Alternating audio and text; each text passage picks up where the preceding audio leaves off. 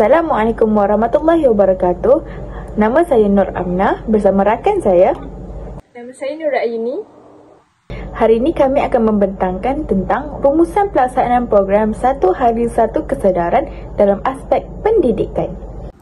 Tujuan pembentangan ini adalah untuk berkongsi hasil pelaksanaan program kami, nilai akhlak Rasulullah SAW yang diterapkan serta refleksi dan cadangan penambahbaikan bagi memperkukuhkan akhlak masyarakat masa kini.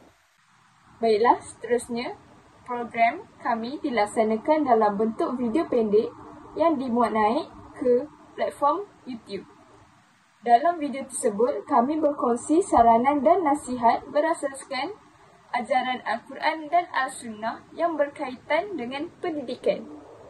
Antara isi utama yang diketengahkan ialah kepentingan menuntut ilmu sebagai satu tuntutan agama berdasarkan sabda Rasulullah SAW, iaitu menuntut ilmu itu wajib ke atas setiap Muslim. Hadis riwayat Ibnu Majah. Yang kedua, peranan ilmu dalam membentuk akhlak pelajar supaya beradab dengan guru dan menghormati ilmu.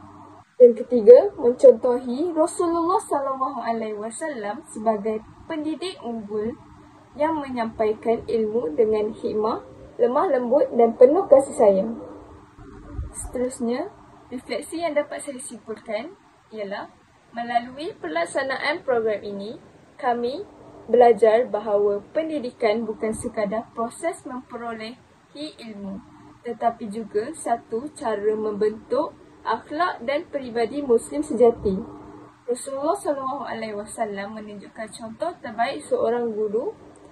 Baginda mendidik dengan penuh kasih sayang, tidak marah tanpa sebab dan sentiasa memberi dorongan kepada para sahabatnya. Seterusnya, refleksi kedua adalah belajar dan merenungi Al-Quran atau hadis setiap hari agar dapat kita menambah ilmu dan kefahaman agama secara berterusan. Dengan ini, kita hendaklah mempelajari ilmu berdasarkan Al-Quran dan hadis agar mendapat mencontohi sunnah Rasulullah. Kemudian, refleksi yang ketiga iaitu kita haruslah menyemai kesedaran terhadap tanggungjawab sebagai hamba Allah Subhanahu Wa Taala dan menginsafkan kita dengan kelemahan diri agar kita berusaha menjadi lebih baik. Dengan itu, kita hendaklah menjadi seorang Muslim yang menyadari dengan kesalahan diri sendiri terhadap Allah Subhanahu Wa Taala. Kemudian, refleksi yang keempat adalah Al-Quran dan As-Sunnah adalah sebagai kompas dalam kehidupan kita seharian. Ia membantu untuk membuat keputusan yang berpandukan syariat. Dengan ini, kita hendaklah mengamalkan bacaan Al-Quran dan mengamalkan sunnah-sunnah Rasulullah dalam kehidupan agar menjadi mukmin yang mentaati perintah Allah. Akhir sekali, refleksi yang kelima adalah ayat Al-Quran dan hadis yang dapat difahami serta dapat mendorong kita kepada akhlak yang mulia serta dapat mengelakkan diri daripada perbuatan maksiat atau perbuatan yang sia-sia.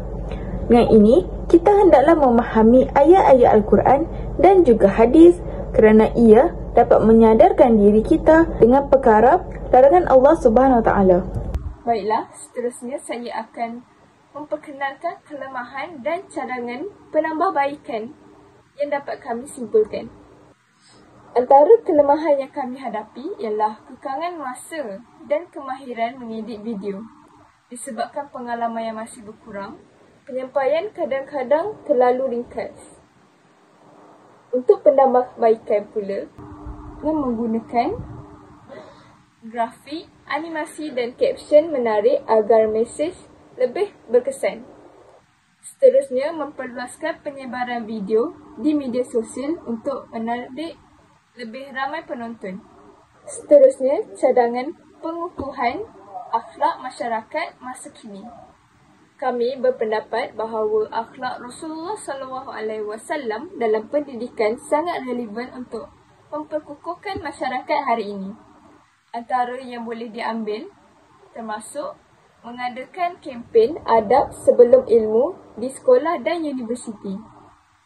Seterusnya, menjadikan pendidikan Islam sebagai teras utama co-curriculum moral dan etika.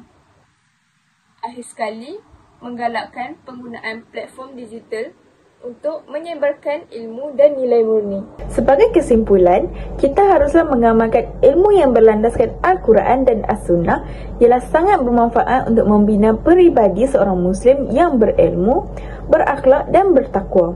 Ia mudah dilakukan tetapi memberi impak yang besar dalam kehidupan kita di dunia dan di akhirat. Sekian, terima kasih.